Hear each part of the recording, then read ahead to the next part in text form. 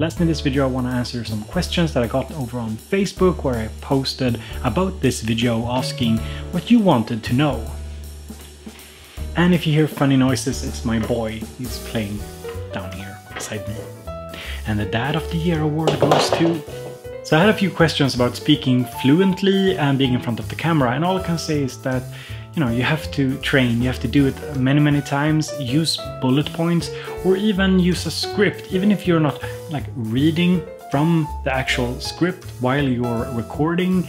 It's just good to have written down your thoughts before you turn on the camera.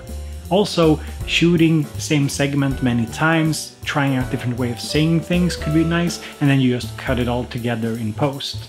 Another couple of questions related to jamming videos being a little bit boring. Sure, you know, flashing lights and everything is cool, but a little bit boring after a while. Now, this is of course an inherent problem to doing long-form jamming videos where the music is in focus. What you can do is what I did with my jam Alcohol, which I used the circuit, so I put in a lot of different small text boxes where I gave some tips and tricks and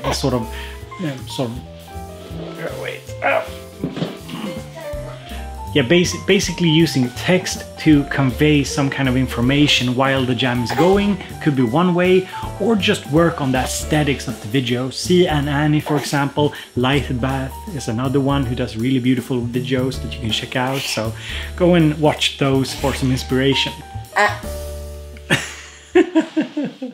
And on the topic of making videos more interesting, you can always have stuff happen in the video, or just changing camera angles. So of course, if it's a jam, you don't want to break up the music with talk, for example, but you might do different camera angles. It's very easy to just get 3 cameras, have them, one from a top and from each side, and just switch between them.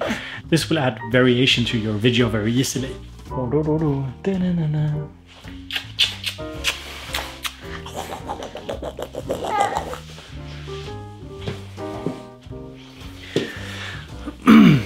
I also got a question about how to do it on a budget. Now, my basic doing it on a budget.